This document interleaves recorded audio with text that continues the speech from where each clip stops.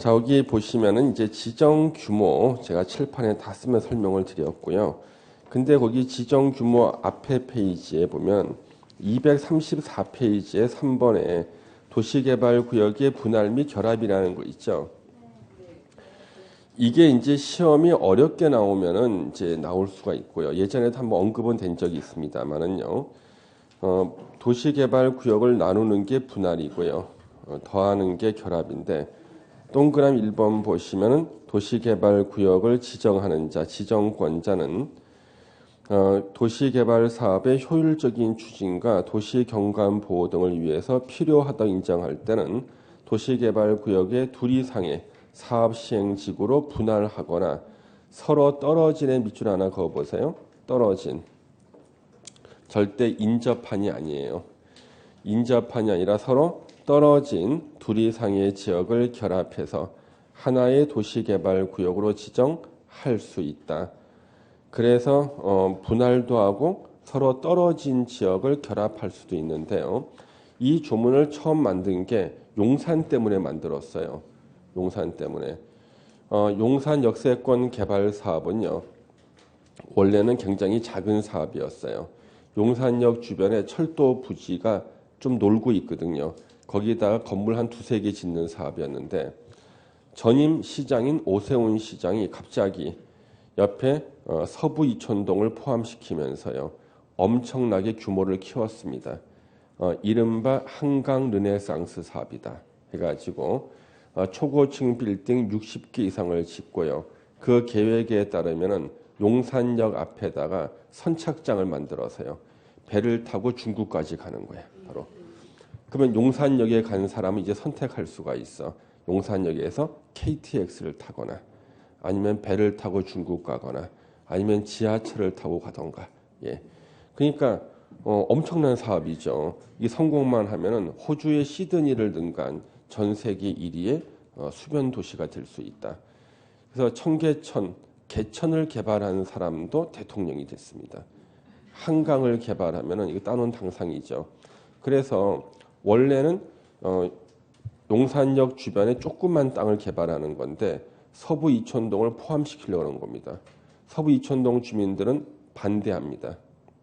재산권이 침해가 되거든요. 그래서 수용 보상금을 많이 주겠다 그랬더니 동의를 받았습니다.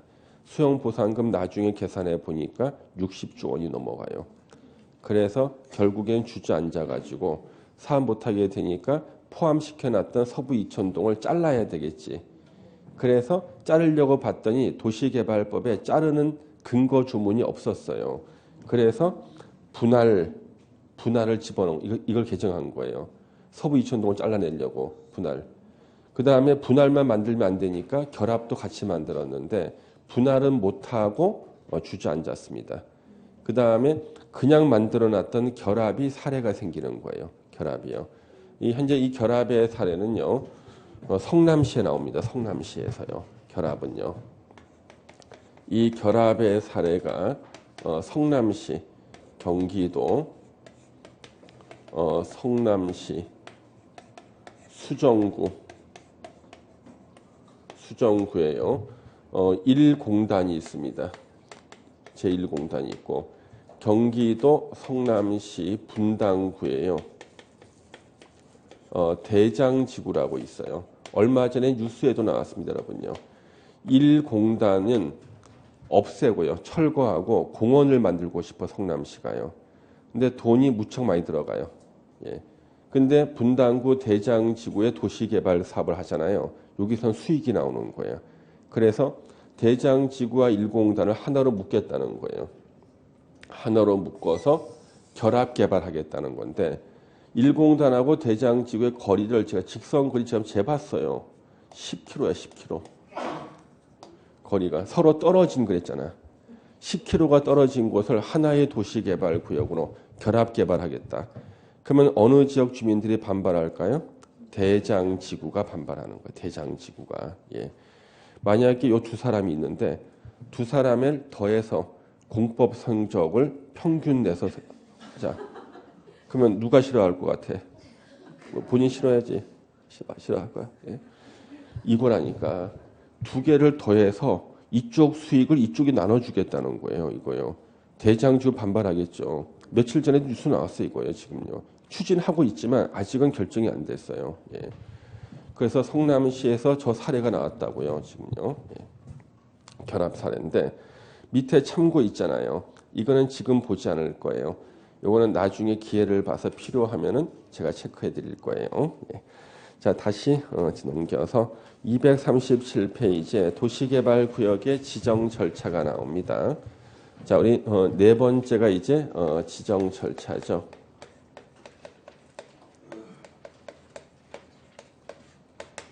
자, 지정 절차는 법조문수는 엄청나게 많아요. 중요해서 많은 게 아니야. 예, 그냥 다 써놓은 거예요. 그냥 절차를요. 여기서 지정 절차에서 나오는 법조문은 몇 개 없습니다. 기초조사가 있는데요. 요거에서는 할 수 있다예요. 할 수 있다. 조사 측량 할 수 있다. 임의적이라고요. 국토계획법에서 나왔던 기초조사는 다 하여야 한다였는데 여기서 나오는 기초조사는 다 할 수 있다예요. 할 수 있다.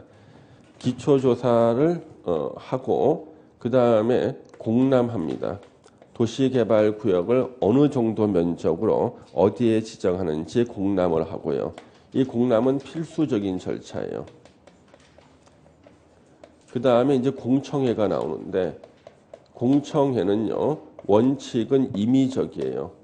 공청회 개최할 수 있다는데 이 공청회가 필수적인 절차가 되는 경우가 있어요. 도시개발구역 면적이 100만 제곱미터 이상일 때는요. 공람 기간이 끝난 후에 공청회를 개최하여야 한다.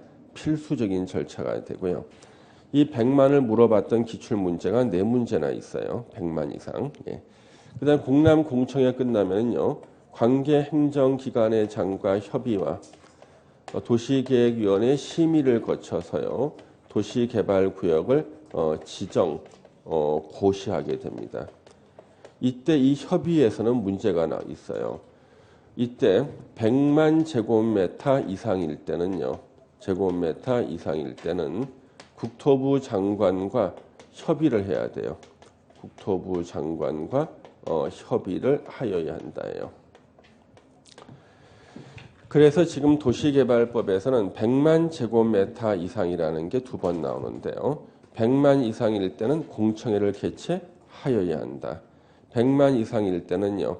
국토부 장관과 협의를 하고 지정 고시해야 돼요. 그러면 여러분들이 관심 갖고 용인시의 도시개발구역 이렇게 보면요. 용인시의 그 GTX 환승역인 구성역 주변에 도시개발구역이 3개나 지정돼 있어요. 그러면 하나로 묶어서 지정해도 될 텐데 왜 3개로 나눠서 지정했을까? 100만 이상이 되면요. 누가 제동을 걸 거예요? 국토부 장관이. 짜증나잖아. 용인시장이 바본가? 그래서 3개로 나눠서 역 주변에 3군데나 도시개발구역이 있다니까요. 3군데나. 예. 그 용인시가 도시개발구역이 많은 이유가 같은 지역도 아예 바둑판처럼 나눠서 구역을 나눠서 지정하는 거예요. 예, 나눠서. 예. 괜히 100만 이상 돼버리면은요. 어떻게? 그죠? 국토부 장관하고 협의해야 되거든요. 예. 그래서 여기 지정 절차 제가 칠판에 쓴 게 전부 다예요. 시험 문제에서. 그래서 237페이지에 조사하거나 측량할 수 있다고 나오죠. 예. 조사 측량이 바로 기초조사 할 수 있다. 하여야 하는 게 아니다. 다음 페이지에 공람 공청회 나오는데 그런가 보다 하다가 오른쪽에 가로 2번에 구체적인 사항 나오죠. 거기 동그라미 2번에 보시면은 다만 도시개발구역 면적이 10만 제곱미터 미만일 때는 일간신문에 공고하지 않고 공보와 인터넷 홈페이지에 공고할 수 있다. 이거 하나도 중요하지 않아. 예, 이거 내는 분이 한 분 있어요. 이번에 뭔가 10만 원가 뭔가 이렇게 악연이 있지 않을까 싶은데 이건 내시는 한 분이 계셔요. 10만. 예. 그 다음에 동그라미 6번에 공청회 있죠. 100만 이상일 때는 공람 기간이 끝난 후에 공청회를 개최하여야 한다. 그거 체크하시면 되겠습니다. 뒤로 넘겨주시고요. 넘겨주시고. 예. 협의와 심의 중에서 동그라미 3번을 보시면요. 예. 도시개발구역이 일정 규모 이상 오른쪽 맨 위에 줄 또는 국가계획과 관련되는 경우 등 대통령령으로 정하는 경우 그 가로 이제 대통령령이 들어가 있어요. 면적이 100만 제곱미터 이상인 경우와 개발 계획이 국가계획과 관련되는 경우에는 밑줄 쳐야겠죠. 국토부 장관하고 협의하여야 한다. 그렇게만 보시면 됩니다. 예. 그래서 여러분들 모든 법조문이라든가 모든 문장을 샅샅이 다 공부한다. 이거는 지나친 의혹이에요. 우리 여러분 민법 기본서 봤더니요. 그 민법 기본서는요. 글자 하나 빼놓을 게 없더라고요. 그게 기본서가 아니고 그건 요약집이야. 민법 기본서는요. 원래 법과에 대한 민법 기본서는요. 깨알 같은 글씨로 3,000페이지예요. 5권은 아니에요. 3,000페이지라고요. 그걸 압축한 게 여러분들 기본서잖아요. 그 기본서는 요약집이기 때문에 한 글자도 빼놓으면 안 되는 거예요. 근데 이 공법 같은 경우는 기본서니까 모든 내용이 다 들어가 있습니다만은 이 중에 우리 일단 기본적으로 절반은 버려야 돼요. 절반을. 근데 절반은 지금은 버린다 만다를 결정할 수가 없는 거죠. 왜? 하나도 중요하지 않은데 그 사람이 이걸 내겠다 그러면은 그 공부해야 되는 거고요.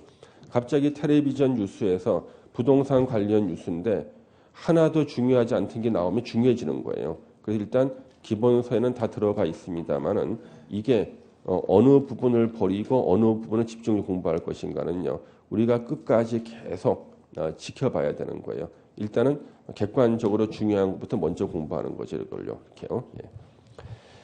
그래서 모든 것을 샅샅이 공부하지 말고 제가 칠판에 적어드리고 같이 체크한 것들 중심으로 읽어보셔야 되고요.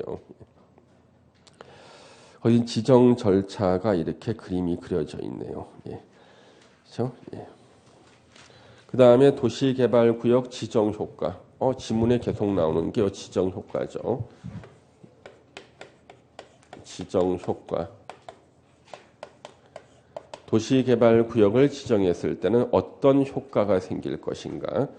첫 번째, 그 적은 용도 지역이 도시지역으로 결정 고시가 의제가 됩니다. 그럼 만약에 농림지역에다가 도시개발구역 지정하면 그 지역이 뭐가 되는 거예요? 도시지역 되는 거야. 용도지역 변경 절차 없이 바로 도시지역으로 결정 고시된 것으로 본다는 거죠. 예. 그 다음에 두 번째, 도시개발구역에서는 앞으로 대규모 건축이 일어나겠죠. 그래서 자동으로 지구단위 계획구역으로 지구단위 계획 구역으로 결정 고시된 것으로 본다는 거예요. 그 도시개발구역 지정하면 자동으로 도시지역 되고 지구단위 계획구역으로 결정 고시된 것으로 본다는 거예요. 예. 그래서 제 친구가 어디가 도시개발구역 지정돼 있대. 자기가 산 아파트 옆에다. 그러면 내가 거기는 지구단위 계획구역이라고 그랬더니 지구단위 계획구역 지정한다는 말 들은 적이 없다는 거야. 그래서 제가 뭐라고 그랬겠습니까? 그냥 네 말이 맞다 그랬습니다. 안 그러면 이거 설명해야 될 거 아니야. 그래서 네 말이 맞다 무조건 나는. 예. 그래서 도시개발구역이 지정돼 있으면 자동으로 지구단위 계획구역 다 지정돼 있는 거예요. 그런데 이제 단서가 있어요. 이 지역이 취락지구나 또는 도시지역 외의 지역에 지정된 지구단위 계획구역, 지정된 지구단위 계획구역일 때는요, 그러하지 아니하다. 자, 그거는 먼저 칠학지구에다가요, 도시개발구역을 백날 지정해도 그 지역이 도시 지역 되는 것도 아니고 지구 단위 계획구역 되는 것도 아니라는 거예요. 이거는 시험에 계속 나왔어요. 계속. 이건 시험에 안 나왔어요. 우리가 지구 단위 계획 공부할 때요. 도시 지역이 아닌 곳에도 지구 단위 계획구역 지정할 수 있었잖아요. 그러면 도시 지역이 아닌 곳에 지구 단위 계획구역 지정돼 있는 곳에다가 도시개발구역을 백날 지정해도 용도 지역이 도시 지역 되는 것도 아니고 도시 지역 안에 있는 지구 단위 계획구역으로 바뀌는 것도 아니라는 거예요. 예. 그래서 칠학지구가 계속 시험 나왔어요. 칠학지구가 계속 시험 나와요. 그래서 도시개발법에서 나중에 이제 우리가 응용 문제 공부할 때는 저 칠학지구 가지고 연습을 해야 됩니다. 아주 무한한 연습을 해야 돼요. 하도 사람들 갖다 함정에 빠지는 문제가 나오니까. 그 다음에 이제 세 번째 효과가요. 지형도면 고시의 특례라는 게 있습니다. 지형, 도면, 고시의 특례. 이거는 뭐냐면 도시개발구역 안에서요. 도시군 관리 계획이 결정 고시가 되는 경우가 있어요. 그럴 때는 당연히 지형도면을 작성 고시해야 되는데 지형도면 작성하는 기간을 늘려줍니다. 언제? 사업 시행 기간 내. 사업 시행 기간 내. 기간 내에만 지형도면을 고시하면 돼요. 선생님이 원래 지형도면 고시하는 기간은 얼마인데 이것을 늘려준다 그럽니까? 얼마냐고 제가 설명을 드리는 순간 여러분 공부를 망쳐요. 왜? 토지이용규제기본법이라는 게 있어. 거기 나와요. 우리 시험 범위가 아니야.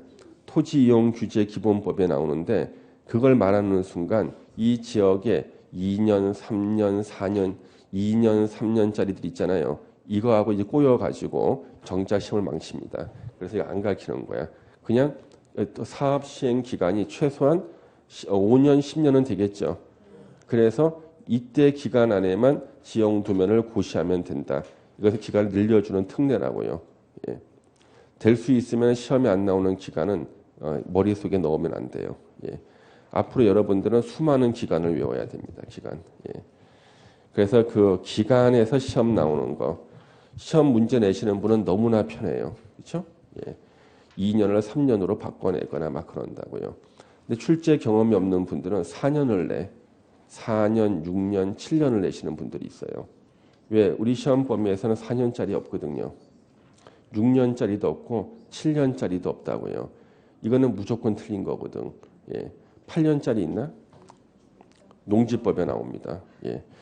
그래서 농지법에 8년 이상 농업을 경영하고 인농하는 자는 1만 제곱미터 이내의 농지를 소유할 수 있다. 8년짜리 있죠. 그렇죠? 예. 그래서 몇 년 하는 거 있잖아요. 어차피 나중에 한번 총 정리를 할 겁니다. 예. 그래서 이 공법은요. 작년에 제가 정리해 놓은 것을요. 그대로 쓰지를 못해요. 예. 다 바뀌어 있기 때문에. 그 제 카페에 들어가면 작년에 제가 지문 정리해 놓은 거 있잖아요. 예. 상당히 많이 바꿔야 돼요. 그래서 여러분들이 혹시나 필요하시면 제 카페에 들어가 작년 그게 참고만 하시고 이걸 수정해야 됩니다. 또 다시요. 예. 그리고 지금 올해 같은 경우도 전체적인 우리 그 기본서에 보면 어느 정도 체계도가 좀 들어가 있지 않나요? 체계도가. 그거 말고 난 다음에 큰 종이로 또 체계도를 좀 만들어야 되는데 문제는 이걸 만들어 놓잖아요. 개정이 돼요. 그러면 이 체계도를 만들어 놓고 개정이 되잖아요. 화살표가 다 바뀌는 거야. 그러면 이 틀이 깨져요. 여러분들 문서 작성해 본 사람 있죠? 박스 만들어 본 사람들. 다 깨지는 거예요. 나중에는 화가 나서 컴퓨터 때려 부시고 싶은 거야. 가지고 생전 틀이 안 깨지는 게 민법, 예? 개론, 예. 공법 계속 틀이 깨집니다. 그래서 올해는 그 전체적인 그 체계화 작업이 또 필요하지 않을까 싶어요. 저는 기본 점수를 맞기 위해서는요. 이런 것들은 기본 골자고 계속 네 문제에 해당되는 문제들이에요. 이것만 먼저 해놓으시면 일단 합격하는 데는 지장이 없어요. 우리가 기본을 틀리기 때문에 시험 성적이 안 나오는 겁니다. 어려운 건 어려워서 틀리고, 예, 기본은 실수로 틀리고, 그 다음에 남들 다 맞히는 문제는 착각해서 틀리고, 맞힐 문제가 없는 거야. 예. 그래서 기본적인 주는 문제만 맞추더라도 합격할 수가 있거든요. 근데 이게 사람이 긴장을 하잖아요. 제 실력이 안 나와요. 주변에 보면 운동선수들 중에서 국내 대회에서는 1등인데 큰 대회만 가면은 평소 기량이 안 나오는 사람들 있죠. 예. 평소 자기 연습 때만 해도 걔가 우승이야. 예. 올림픽이든 뭐든. 그 연습 때 그 기록이 안 나와. 그게 다 이제 그 긴장해서 그러는 거예요. 그래서 우리 대범한 사람들이 있습니다. 긴장하지 않고 하는 사람들이 있죠. 이런 사람들이 학원에서 그 성적 그대로 나오시는 분들이 있습니다. 똑같아. 이번은 문제가 어려워도 공법 60점이고 쉬워도 60점이야. 똑같은 분들이 있어요. 모의고사 60점. 진짜 그런 분 있다니까요. 다른 학원에 합격하신 분 보니까 이번에 1차 60, 2차 60 붙으신 분이 있어요. 원래 2차가 떨어지는 건데 다 맞게 해주는 문제 한 문제 때문에 1차 60, 2차 60. 하늘이 점지해 준 사람이야. 점수가 남지도 않고 모자라지도 않아. 예. 이런 분들이 있거든요. 그럼 이분들은 학원에서 모의고사도 60점이었어요. 계속 60점. 시험도 60점 그대로. 예. 이 널뛰기라는 게 없는 거죠. 예. 그냥 자기가 아는 그것만 딱 맞추고 나오는 거야 그냥. 예. 욕심도 안 버리고. 난 이것밖에 몰라. 합격이야. 많이 아는데 헷갈려. 왜? 사람이 많은 것이 들어가 있잖아요. 그러면 판단에 대한 근거가 되는 것들이 많잖아요. 그렇죠? 자꾸만 엉뚱을 짓게 되는 거예요. 많이 알면은. 예. 자, 그래서 여기 지형도면 고시의 특례는 사업 시행 기간 내에 하면 된다. 특례입니다. 네 번째 특례가 이 중요하죠. 개발행위 허가제가 적용이 돼요. 개발행위 허가제가 적용이 됩니다. 우리 국토계획법에서 개발행위의 뜻을 배웠죠. 개발행위의 뜻. 도시군 계획 사업에 저촉될 우려가 있는 행위. 그러면 도시군 계획 사업 종류 세 가지 기억나세요? 도시군 계획, 시설 사업, 도시 개발 사업, 정비 사업. 그러면 도시 개발 구역이 지정된 곳은 장차 도시 개발 사업이 시행될 예정지예요. 그러면 도시 개발 구역에서 저촉될 우려가 있는 개발 행위를 하고자 할 때는 저촉되지 않는다는 허가를 바꿔야 되는 거예요. 그래서 개발 행위 허가제가 적용이 되는 겁니다. 자, 243페이지에 도시개발 구역 지정하면 도시적으로 결정 고시된 것으로 보고 지구 단위 계획으로 결정 고시된 것으로 본다. 다만 지구 단위 계획 구역이 51조 3항에 따른 지구 단위 계획 구역이 바로 도시지역 외의 지역에 지정된 지구 단위 계획 구역을 말해요. 취락 지구는 그러하지 아니하다. 도시지역 되는 것도 아니고 지구 단위 계획 구역 되는 것도 아니다. 다음 페이지에 지형도면 고시의 특례는 도시개발 사업 시행 기간에 할 수 있다. 이제 중요한 개발행위 허가가 나옵니다. 자, 개발행위 허가를 받아야 되는 게 박스 안에 딱 나오죠. 낯익은 단어들이 보입니다. 건축물의 건축, 공작물의 설치, 토지 형질 변경, 토석 채취, 토지 분할, 물건 적치까지는 낯이 이거. 낯선 것이 있죠. 죽목의 벌채 및 식재가 나옵니다. 죽목할 때 죽은 대나무 죽자를 말합니다. 죽목이라고 써 있는데요. 그러면 여러분들요. 대나무는 나무입니까 아닙니까? 대나무는 나무인가 아닌가? 나무의 특징, 나이테가 있어야 돼요. 예. 대나무 나이테가 없죠. 또 나무는요, 속이 텅 비어 있으면 안 됩니다. 예. 마디가 없습니다. 대나무는요, 속이 비어 있고 마디도 있잖아요. 이것은 풀하고 구조가 똑같아요. 풀. 갈대나무 똑같다고요. 그래서 예전에는 나무를 심을 때 허가를 받아야 된다 그랬는데, 자, 도시개발구역으로 땅을 잘 정리해 놨어요. 아파트 지으려고. 어떤 아저씨가 어깨에 나무 한 그루를 메고 오는 거야. 사과나무야. 나는 내일 지구에 종말이 온다 할지라도 한 그루에 사과나무를 심겠다는 거지. 누가 한 얘기야? 예? 스피노자. 진짜 유식하다. 우리 학원 학생들은. 다른 학원에 소크라테스라 그래. 그래서 유식하다. 스피노자 한 얘기입니다. 그게 뭐야? 개발 행위를 하겠다는 뜻이야. 개발 행위를. 예? 그래서 아파트 지을 땅에 나무 심으면은요. 아파트 짓는 도시 개발 사업에 저촉될 우려가 있잖아요. 나무 못 심게 해야 되거든. 허가를 받고 심어라. 그랬더니 나무가 아닌 대나무를 심는 거야. 대나무를. 그래서 법을 중목이라 그러는 거예요. 왜? 대나무를 베는 게 나무 베는 것만큼 힘들거든요. 예. 대나무가 이게 굵잖아요. 그렇죠? 처음에는 우리가 대나무가 말랑말랑하지. 죽순 그래, 죽순. 그렇잖아요. 근데 엄청나게 빨리 자라 대나무가요. 그래서 대나무 밭에 가가지고 함부로 오줌 누거나 그러면 안 되는 게 이게 위로 올라온다니까 위험해요. 그래서 대나무가 죽순일 때는 물렁물렁합니다만 다 자라고 나면은요 나무 베는 것만큼 이게 위험한 거예요. 힘들고 예. 그래서 중목이라는 말을 쓰고요.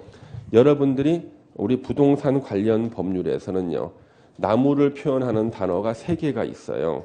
참고로 수목이라는 말이 있습니다. 수목. 그 다음에 임목이라는 말이 있어요. 임목. 그 다음에 중목이라는 말이 있습니다. 그래서 우리 부동산 관련 법률에서는 나무를 표현하는 단어가 딱 3개예요. 그래서 수목은요 일반적인 나무를 다 수목이라 그럽니다. 예. 그 다음 임목은 뭐예요? 임목. 예. 임목에 관한 법률도 있죠. 나무가 그 자리에서 뿌리를 내리고 자라고 있는데 그게 독자적인 가치가 있어요. 그러면 임목에 관한 법률로 등기도 할 수 있죠. 임목이야. 예, 독자성을 가진다는 뜻이고요. 중목은 방해가 된다는 의미로 나무가 방해가 된다는 의미에서는 중목이라는 단어를 쓰게 돼 있어요. 그래서 우리가 공부하는 부동산 관련 법에서는 나무를 표시하는 단어는 3가지가 있는데 일반적인 나무는 중목을 쓰고요. 그 다음에 뿌리를 내리고 자라고 있는 나무가 그러니까 화원의 나무는 안 돼요.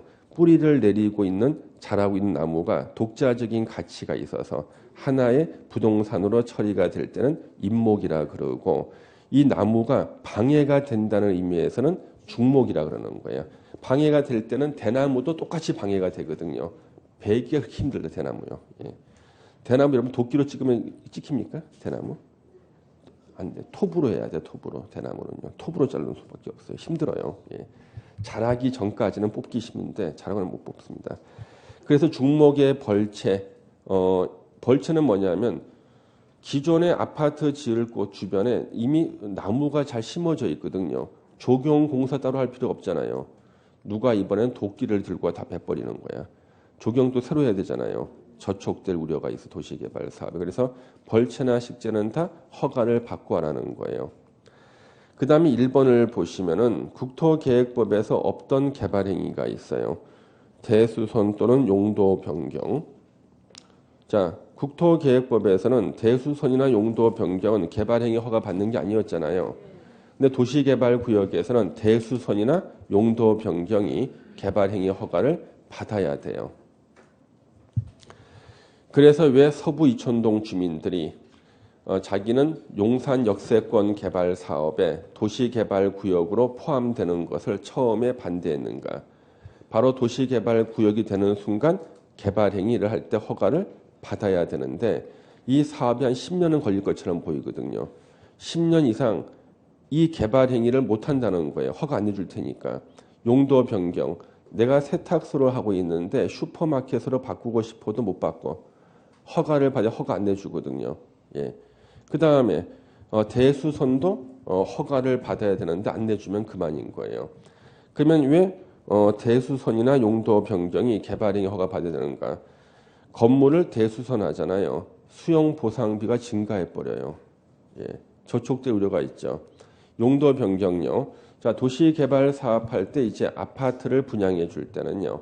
기본적으로 그 지역에 주택 소유자한테 아파트 분양의 선순위를 준다고요. 근데 나는 세탁소 소유자야. 용도 변경 뭘로 하고 싶어? 주택으로. 이러면은요. 선순위가 늘어나죠. 도시개발 사업에 저촉될 우려가 있어.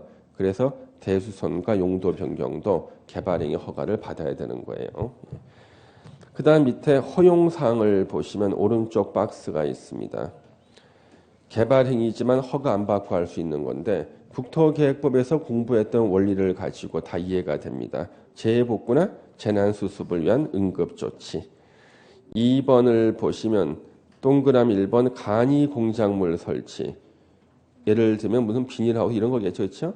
경미한 행위지. 간이 공작물 치워 그러면 금방 치울 수 있는 거. 자, 동네 꼬마들도 아는 게 나왔습니다. 경작을 위한 토지 형질 변경, 개발행위 허가 안 받는다. 진짜 동네 꼬마들이 알더라니까요. 우리 합격자 모임 같은 데는요. 그 합격자 모임 때는 그 가끔 가다가 초등학교 아들을 데리고 오시는 분들이 몇 분씩 있어요. 저녁 때 하는데 애를 맡길 데가 없잖아요. 괜찮습니다, 여러분도. 예. 올해 합격자 모임 때 애를 데리고 오세요. 괜찮습니다. 그래서 이제 초등학교 한 3, 4학년 애를 데리고 오는데 걔가 저를 알아보는 거야. 나를. 저 아저씨 거실에 있는 거기 컴퓨터 화면에서 봤어. 저를 화면에 본 거야. 예. 그래서 알아보는 거지 애들이요. 인사를 해요. 예. 엄마가 매일 틀어놨다는 거예요. 거실 컴퓨터에. 근데 경작을 위한 토지 형질 변경을 한 3번 정도 반복해 듣다 보니까 엄마는 까먹어도 그 아들은 기억하는 거예요. 아들은. 애들은 기억하거든요. 엄마는 까먹는데. 애들이 기억한다니까. 경작을 위한 토지 형질 변경, 개발에 허가 안 받는다. 그래서 갔더니 걔네들이 막 인사하고 막 그랬다니까. 인사하고. 예. 저한테 인사하고. 봤던 아저씨라고. 예.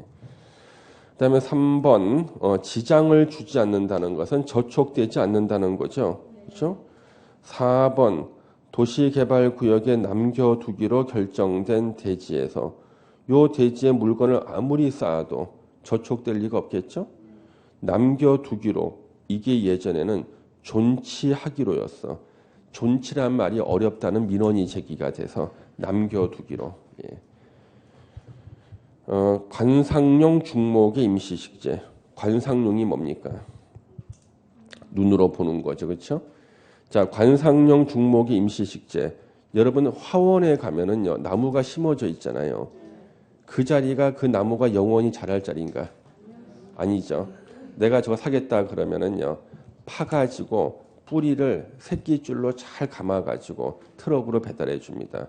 그 관상용 중목을 화원에 임시식재했을 때는 개발행위 허가 받을 필요가 없다고요. 그런데 그 가루가 시험 문제예요.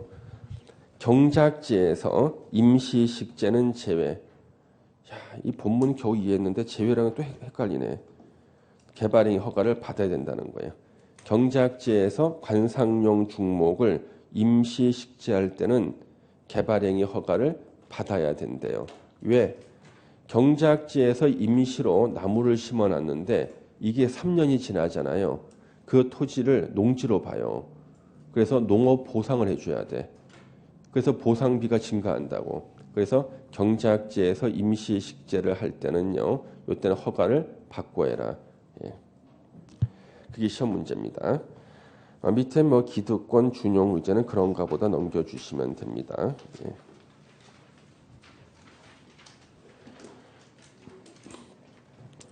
자, 그래서 그 다음에 작년 시험 문제 있잖아요. 예. 이건 뭐 아주 가볍게 맞히는 문제 아니겠습니까? 예. 예. 방금 공부하면 바로 맞춰. 점심 먹고 공부하면 그 사이에 까먹어요. 예. 그 다음에 이제 6번에 개발 계획이 나옵니다. 개발 계획은 도시개발구역을 개발하는 계획입니다. 그래서 도시개발구역을 개발하는 개발 계획이고요. 개발 계획의 본래 명칭은 도시개발 사업계획이에요. 근데 이것을 법조문에서 약어로 개발 계획으로 쓴다고 써 있기 때문에 우리가 이제 개발 계획 그럽니다. 자, 개발 계획은 먼저 누가 수립하는가? 이 수립권자가 시험에 나오죠. 수립권자는 지정권자입니다. 도시개발구역을 지정한 바로 그 사람이에요.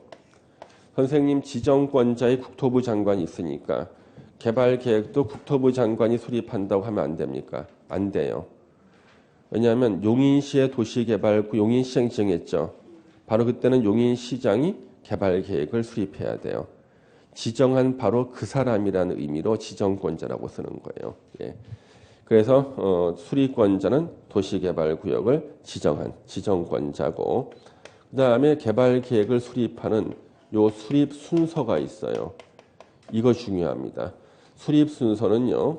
먼저 원칙은요.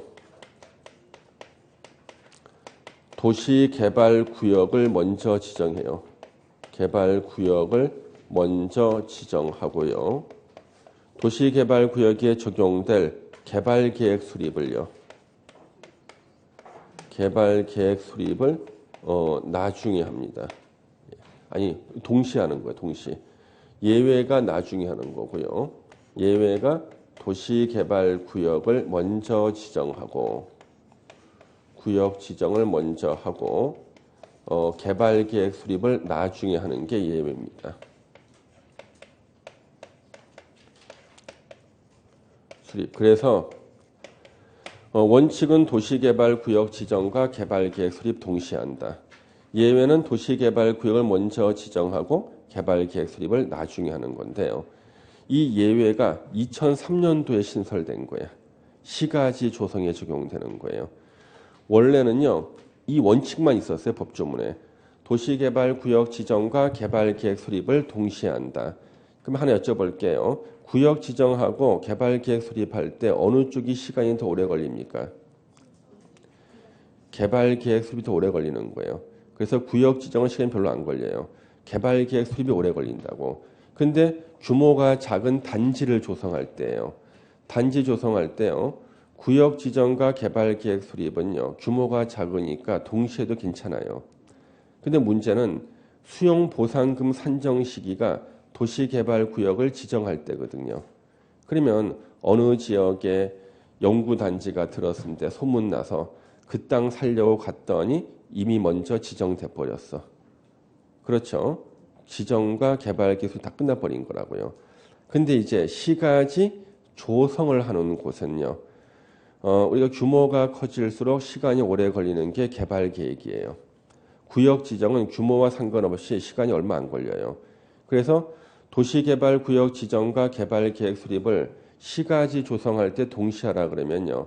개발계획 수립이 시간을 끌다 보니까 구역 지정도 같이 늦어지는 거예요. 그래서 10만 원 하던 땅이요. 이제 구역 지정과 개발계획 수립이 동시에 끝날 때쯤 되니까 소문이 나가지고 평당 100만 원 해버려요. 그래서 수용보상비를 감당하지 못해서 사업이 중단되는 경우가 많이 생겼어요. 예전에 인천에도 생겼습니다. 그래가지고 구역 지정을 못하고 시간을 오래 끌다가 땅값만 올리고 사업이 주저앉는 경우가 많았다고요. 예. 어느 정도였냐 그러면요. 인천의 모 도시개발구역이요. 예전에 오래돼서 10여 년 전입니다. 그때 한 필지에 소유자가 20명이 넘었어. 한 필지에. 다 잘라가지고 집 하나가 20명이 넘게 있었어요. 그래서 시간을 오래 끌다 보니까 그런 일이 생긴 거예요. 그래 어떻게 하냐 그러면 시가지 조성할 때는 개발계획 수립할 시간 오래 걸리잖아요. 구역 지정을 먼저 해. 그러면 이때 땅값 오르기 전에 요때 가격 기준으로 수용 보상금을 정하는 거죠. 예. 이제 올라봤자 전혀 문제가 안 되지. 10만 원 할 때 지정해놨으니까. 그 다음에 시간이 오래 걸리는 개발계획 수립을 나중에 하는 거예요. 이게 바로 시가지 조성할 때 적용하고 우리 시가지는 건물이 별로 없는 곳이죠. 그러면 아까 나왔던 건물이 별로 없는 곳 자연녹지 지역의 도시개발구역 지정할 때 그 다음에 두 번째가 생산녹지 지역의 도시개발구역 지정할 때 세 번째 도시지역 외의 지역의 도시개발구역 지정할 때 혁신도시 같은 국가균형 발전을 위해서 도시개발구역을 지정할 때 단 자연환경 보전 지역에는 지정하지 못하고요. 아예 지정을 못해. 다섯 번째, 자 우리 건물이 많은 개발된 지역이 어디예요? 주상공, 주거, 상업, 공업지역이 차지하는 비율이 30% 이하인 지역. 자, 개발된 주상공이 30% 이하라는 것은 개발 안 된 지역이 몇 퍼센트 이상? 70% 이상. 그 70% 이상 되는 곳에 시가지를 조성할 수 있다는 거예요. 5번 무수히 많이 나와서 시험에. 무수히 많이 나왔어요. 30% 이하를 50% 이하로 낸 적도 있고 40% 이하로 낸 적도 있고 그 다음에 또 한 가지 계획관리지역에 도시개발구역을 지정할 때는 도시개발구역 지정 후에 개발계획 수립할 수 있다. 맞잖아요. 계획관리 어디야? 도시지역, 외지역, 농림지역 나온 적이 있어. 농림지역에는 도시개발구역 지정 후에 개발계획 수립할 수 있다. 맞잖아요. 도시지역, 외지역. 이 5개는 다 시가지 조성이 가능한 곳이고 5개 외에 이제 하나가 더해져요. 5개 외에 요거 외에 개발계획을 공모하는 경우. 개발계획을 공모하는 것은요. 어쩔 수 없이 구역 지정 먼저 해놓고 요 구역에 적용될 개발계획을 응모하세요 하는 거야. 이때 당첨된 사람의 개발계획으로 요 개발계획을 수립합니다. 어쩔 수 없이 그는 개발계획 수립을 나중에 할 수밖에 없죠. 그래서 공모라는 단어를 6번에 쓰지 않는 이유가 1번부터 5번까지 개발계획 수립을 나중에 하는 이유. 시가지 조성하기 때문에 시간이 오래 걸려서.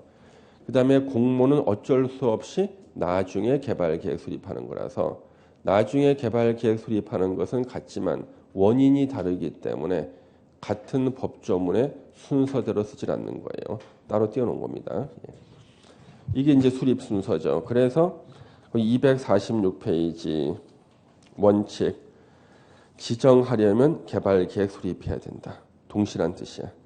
예외 개발계획을 공모하거나 시가지 조성하는 5가지 경우는 구역 지정한 후에 개발계획 수립을 나중에 할 수 있답니다. 이게 뭐 시험에 무수히 많이 나오지. 그 다음에 개발계획 변경 공모라고 나오죠. 공모. 왜 공모에 응모하는가? 응모자가 시행자 자격 요건을 갖춘 때는 응모자를 우선해서 시행자로 지정할 수 있대요. 시행자 되고 싶은 사람이 응모하는 거예요. 밑에 참고는 응모 기간은 90일 이상으로 해야 된다. 그러면 90일만 하면 되는 거죠. 참고로요. 개발계획 수립할 때요. 90일 만에 수립 못해요. 한 1년은 걸립니다. 제도 하려면요. 그래서 어느 지역의 개발계획을 공모할 때요. 이제 공고가 떠요. 개발계획 응모하라고. 그때부터 아무리 개발계획을 잘 수립해도요. 30일 내, 90일 내 수립 못한다고. 그래서 어떻게 하는 거예요? 미리 얘기해 주는 거야. 앞으로 1년 있다가 개발계획 공모한다. 공고하겠다. 다 만들어 놓고 난 다음에 개발계획 공모하면은요. 다른 사람은 도저히 90일 동안 개발계획 못 만들거든요. 그래서 결국에는 특정한 회사 하나만 응모하게 되는 거지. 예. 그래서 이 개발계획 공모할 때요. 공모할 때 각종 요건 다 정하지 않습니까? 항상 특정한 회사밖에 안 돼요. 예. 별 도움이 안 된다 이거지. 예. 그래서 여러분들이 나중에 이제 그 부동산 회사에 입사하거나 예. 공인중개 자격증 가지고 그러면은 거기에 이제 뭐 자격 요건 막 합니다. 이렇게 자격 요건 막 해요. 예. 했을 때 여러분 면접 볼 때 절대 공법 성적을 높이지 마세요. 공법 성적을 90점 이상 그러면 다 떨어져요. 예. 절대 안 뽑습니다. 공법 90점 이상짜리는요. 그게 왜냐 그러면 그 부동산 회사의 경험이에요. 90점 이상 되는 자를 뽑잖아요. 그 정도 머리잖아요. 1년만 지나면 그 회사의 노하우를 다 배워요. 그리고 갑자기 유학을 떠나겠다 또는 아버님이 유독하시다 그러고 퇴사를 합니다. 둘 중에 하나야. 저 유학을 떠납니다. 아니면 아버님이 유독해서.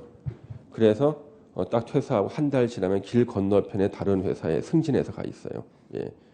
그래서 공법 90점 이상 되는 정도면 분명히 호랑이를 키우는 거거든요. 절대 입사가 안 됩니다. 어떤 사람은 100점 맞았다고 자랑하고 간 사람이 있었어요. 1년에 100점 맞아서 한두 명씩 나와요. 저한테 배운 사람 중에. 95점까지는 실력으로 맞추고 2개는 찍어서 맞힌 거지. 자랑스럽게 저 공법 100점 맞았다. 다 떨어졌어요. 면접에서. 예. 호랑이를 키우는 거예요. 그래서 여러분들이 한 60점 정도, 55점에서 65점 사이 정도를 얘기하잖아요. 제일 좋아해. 부동산 회사에는. 시키는 일은 잘할 정도가 되지만 절대로 독자적으로 회사의 노하우를 배워갈 정도는 안 되는 거지. 예. 한 55점. 그럼 55점 정도 맞기 위해서는요. 이 공모 부분 공부 안 해도 돼. 예? 예. 거기 심화 참고 공부 안 해도 돼. 예. 55점 정도는. 예. 그 설사 잘 받아도 절대 잘 받아 하지 마세요. 토지 소유자의 동의. 이게 아주 중요합니다. 토지 소유자의 동의가요. 왜 중요하냐 그러면 이 동의 요건이 나오는데요. 동의 요건은 환지 방식으로만 시행할 때 나와요. 환지 방식. 환지 방식으로 시행할 때입니다. 자, 이 동의 요건은 환지 방식으로 시행할 때만 나오는데요. 이 환지 방식이 어떤 의미냐 그러면요. 환지 방식으로 시행할 때입니다. 우리가 토지 소유자가요. 내가 낡은 땅을 가지고 있는데 이것을 개발된 땅, 환지로 바꿔주는데요. 바꿔주는 토지 면적은 줄어들어요. 내 땅에서 땅을 좀 띄어서 도로, 학교 같은 공공시설을 설치하거든요. 근데 문제는 땅의 면적은 제한되어 있는데 옆집 사람이 좋은 땅을 많이 환지받으면 나는 나쁜 땅을 그나마 적게 받아야 돼요. 그래서 환지 방식이 적용되는 지역의 토지 소유자들은요. 서로 원수지간이야. 예. 옆집 사람이 잘 되면 내가 못 되는 거거든요.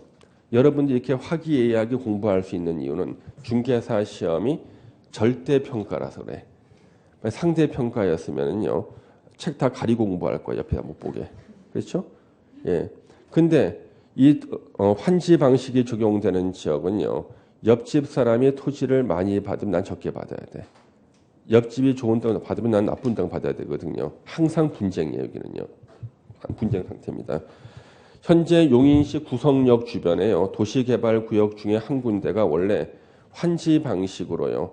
도시개발조합이 시행을 하려다가 중단된 곳이 있어요. 왜 중단됐는지 물어봐 주세요. 간부들이 다 들어갔어요. 예, 두 개 팀이 서로 경쟁하다가 상대 팀을 서로 고발했는데 다 들어갔어. 두 개 팀이. 사업을 추진할 사람들이 현재 자유의 몸인 사람이 없어. 중단됐어요.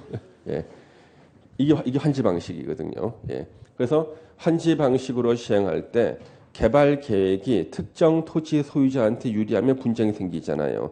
다수가 원하는 대로 사업을 시행하겠다. 그래서 토지 면적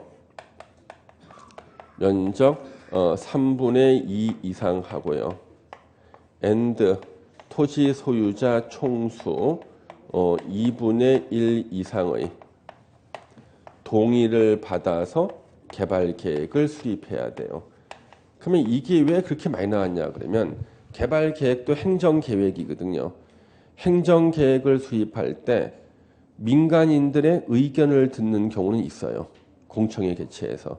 그렇지만 민간인들의 동의를 받는 경우는 이것밖에 없는 거예요. 예. 이거는 동의까지 봐도 세상에.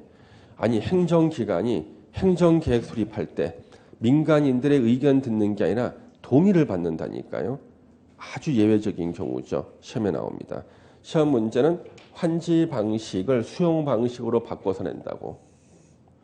면적 3분의 2 총수 2분의 1 동의를 받고요. 예. 그 다음에 단서도 시험에 계속 나와요. 도시개발 사업의 시행자가 공정하게 시행할 국가나 지자체일 때, 지자체가 시행자일 때는 이때는 공정히 할 거 아니에요? 이럴 때는 동의가 필요가 없다는 거죠. 동의 없이도 개발계획 수립할 수 있다. 그 다음 우리 개발계획은요. 거기 내용이라는 게 나옵니다. 247페이지 동의 설명드렸고 248페이지 참고에 동의자 수 산정 방법 나왔죠? 우리 동그라미 1번만 지금 하나 체크하는 거예요. 도시개발구역의 토지 면적 산정할 때는 국공유지를 포함해서 산정할 것. 국가나 지자체 땅을 포함해서 산정하래요. 하나 물어볼게요. 동의할 때 국가나 지자체가요. 투표권을 포기할까요? 안 할까요? 포기할 이유가 없죠. 그래서 국공유지가 포함되는 거예요. 자기네 투표하려고. 예. 그 다음 오른쪽에 개발계획 내용이 나오죠. 자, 이 내용을 다 외운 사람 시험 떨어졌어요. 이거 외우느라고 다른 거 못 외웠거든. 예. 시험에 나왔는데 기억이 안 나네 또. 예. 그래서 요 개발계획의 내용은요. 거기 한번 보시면은 6번에 보니까 뭐 인구 수용, 7번에 토지 이용 계획, 교통 처리 계획, 개발 계획의 내용이 또 계획이에요. 계획의 내용이 또 계획이라고요. 개발 계획의 규모가 엄청나게 큰 거예요, 이게요. 엄청 큰 겁니다. 그래서 웬만한 계획은 다 개발 계획 내용에 들어가는데 내용에 들어가지 않는 계획이 있어요. 지구 단위 계획 안 들어가요. 실시 계획 안 들어가요. 환지 계획 안 들어가요. 그래서 안 들어가는 거 요 세 개를 외운 사람 시험 붙었다는 거지. 예. 안 들어가는 거예요, 이게. 개발 계획 내용에. 그 다음에 또 체크할 것이 있어요. 13, 14, 15, 16. 13, 14, 15, 16. 네 개를 체크해야 되는데 다음 페이지 가로 2번의 예외를 보면은요. 그 네 개는요. 도시개발구역을 지정한 후에 개발 계획에 포함시킬 수가 있습니다.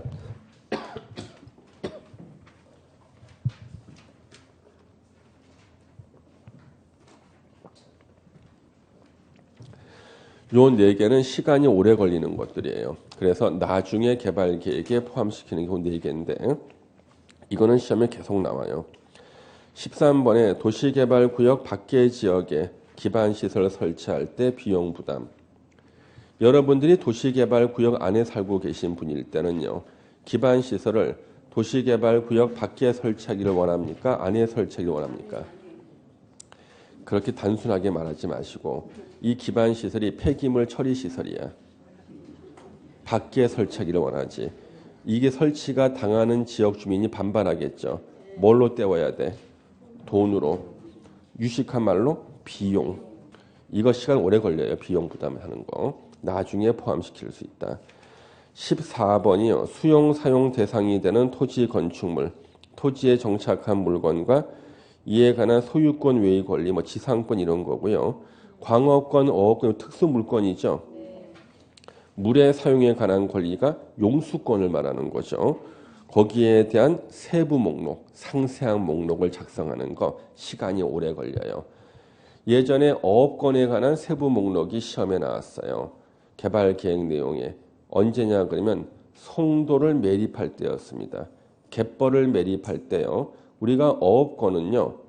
바다에서 물고기 잡을 때만 있는 게 아니에요. 강에 물고기 잡을 때도 어업권, 갯벌에서 조개를 채취할 때도 어업권이에요. 그래서 송도 갯벌에서요. 조개를 채취하던 분들이 갯벌을 매립함으로 인해서 조개 채취 못하죠. 이분들한테는 아파트나 상가 분양권을 줘야 돼요. 이게 바로 조개 딱지라는 거예요. 조개 대신에 받은 분양권이라고. 그래서 인천의 조개 딱지, 조개 대신에 받은 분양권. 그래서 이거 설명을 하고 시험장에 보냈거든요. 예상 문제. 어업권에 관한 세부 목록. 저는 다 맞출 줄 알았어요. 도시개발 사업할 때 어업권이 왜 필요해서 다 틀렸다고 해놓고 집에 두어 책을 넘겨보니까 어업권 밑에 조개 딱지 써 있는 거야. 조개 딱지는 기억하고 어업권은 기억 못하는 거지. 예. 조개 딱지 그겁니다. 예. 물의 사용에 관한 권리 용수권이잖아요. 이 용수권이 왜 문제가 되냐 그러면요. 도시개발 사업할 때는요. 수류 변경이 생겨요. 그래서 내가 옆에 있는 물을 갖다 끌어서기 쉬웠는데 이게 어려워지는 경우가 있어요. 이때 이것에 대한 보상 문제들이 다 생기거든요. 그래서 물의 사용에 관한 권리, 용수권에 관한 게 생깁니다. 예. 그러면 뭐 어떤 분은 그럴 거야. 선생님, 용수권은 관습이 더 우선할 수 있지 않습니까? 야, 이 정도까지 공부한 사람도 있네. 그렇죠? 관습이 더 우선하는 게 아닌가. 그렇지만 그거는 민법의 분야고요. 여기는 공법의 분야이기 때문에 그게 적용이 안 돼. 예. 그것까지 물어보는 분위기 있더라니까. 아, 대단하죠. 그렇죠? 예. 민법의 분야고 공법의 분야에서는 관습이 적용되지 않는다. 예. 계란 얘기한 거 무슨 말인지 모르는구나. 그 다음에 15번에 임대주택 같은 세입자 등의 주거 및 생활안정대책. 임대주택 빨리 지을까요? 나중에 짓겠죠. 그렇죠? 예. 16번에 순환개발은 그 자체가 시간 오래 걸리죠. 일부 부시고 새로 짓고 또 일부 부시고 새로 짓고 순환개발. 예. 이 네 가지 기억하시. 다 시험 다 나왔던 것들이에요. 뒤로 넘겨주시고요. 3번에 개발계획 수립 기준 나오죠. 광역과 기본계획과의 관계. 개발계획의 레벨은 도시군 관리계획과 같은 레벨이에요. 그러면 광역이나 기본계획에 들어맞도록 하여야 한다가 나오죠. 그래서 요 개발계획의 지위가 나오는 거예요. 지위는 광역이나 기본계획에 옛날 말은 부합하여야 한다고 돼 있었어요. 부합하여야 한다고 돼 있다가 부합이란 말이 어렵다는 민원이 제기가 된 거예요. 그래서 바꾸었어요. 들어맞도록 해야 된다. 이 민원 제기한 사람 맞아야 됩니다. 이거. 그 법률 용어를 바꿔놓은 거지. 예? 그 다음에 여기 가로 3번에 상호 기능 조화. 자, 자기네들은 절대 평을 쓰지 말라 그랬죠. 부동산 사무실에서 평을 쓰면 안 돼요. 과태료 물리잖아요. 그래서 우리가 112제곱미터. 예, 막 그러잖아요. 112제곱미터가 몇 평형이야? 112제곱미터가 몇 평형이냐? 이거 계산할 때는요. 세 자리 중에 끝에 자리를 없애요. 없애고 곱하기 3을 하는 거예요. 항상. 그래서 몇 제곱미터가 나올 때는요. 우리가 쉽게 평수를 계산하고 싶으면은 끝자리를 버리고 앞에 두 자리면 곱하기 3을 하면 돼요. 33평형이죠. 그렇죠? 예. 그래서 명색이 중개사 공부를 하고 있는데 누가 몇 제곱미터가 몇 평형이냐 그러면 계산이 안 되는 거야. 그럴 때는 끝에 자리를 버리고 앞에 자리 두 자리만 가지고 곱하기 3을 하시면 돼요. 그럼 평형이 나와요. 아파트 평형이. 예. 그래서 자기네들은 평을 계산하는 거야. 자기네들은 100만 평 정도는 돼야지 시가지 조성 규모가 아닐까.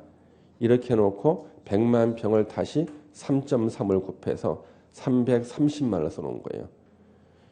국민들한테는 평을 쓰지 말라 해놓고 지네들 법 만들 때는 300만도 아니고 330만 해놓은 거죠. 100만 평. 예. 개발계획 수립할 때는요. 주거, 생산, 교육, 유통, 위락 등의 기능이 서로 조화를 이루도록 노력해라. 노력만 하면 됩니다. 저한테는 필요 없는 기능이 있네. 위락 기능. 저한테는 교육 기능만 있으면 돼요. 예. 작성 기준, 개발 계획도 행정 계획이잖아요. 기준 누가 정해요? 국토부 장관이 정합니다. 예. 대표 예제, 도시개발구역을 지정한 후에 개발 계획을 수립할 수 있는 경우가 아닌 것은 공모할 때 자연녹지지역, 도시지역, 외지역, 국토부 장관이 국가균형발전 5번 40%인 지역 30% 이하가 돼야 되죠. 그렇죠? 예. 5번 틀렸네 그냥. 예. 공부하고 바로 보니까 맞힐만 한데요. 예. 잠시 쉬었다가 계속하겠습니다. 예.